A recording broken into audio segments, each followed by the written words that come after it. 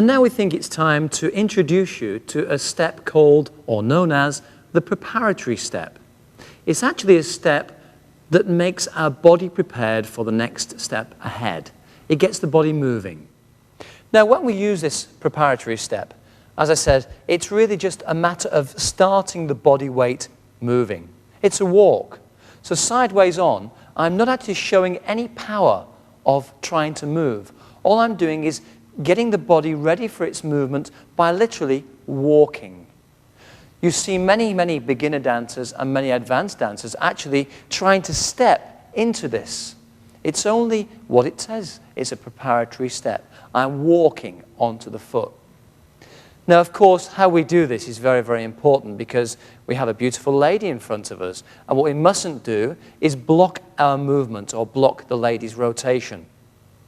So I think it's very important to understand, although outwardly it's not a powerful action, inwardly I'm using my feet and ankles and I'm rotating through my feet and ankles.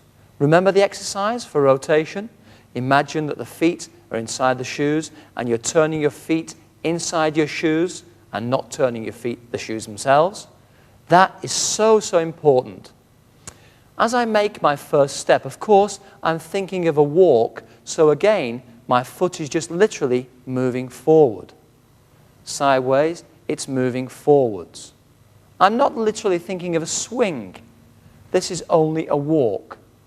But at the same time, I have to produce body rotation. At the end of the walk, I must feel as though my thigh is over the big toe of my new standing leg, which is my left foot. When I commence into the next step, let's say a feather step or anything, I feel I am now in a perfect position to lower, rotate, and drive from my new standing leg. Sometimes a good way of doing this is putting your hands together in the center of your body, where your stomach is, and just feel through the rotation of the right foot, you put that point over your left foot. It's also very important to feel that this swinging foot is moving in a straight direction. I don't want to feel like I'm opening my leg. At the same time, I don't want to feel like I'm crossing the line of my right foot. Try to feel and imagine that we have two tracks, like a train line. Each foot, as we start, is on a separate track. As I rotate around my right leg, my left foot moves in the same direction. Now, my right knee is behind my left knee, thus ready to rotate again, and so the story develops. So please remember, this preparatory step is an action of a walk which prepares the body to move from. And now I'm going to discuss when we actually have our body lined together and then to dance the preparatory step.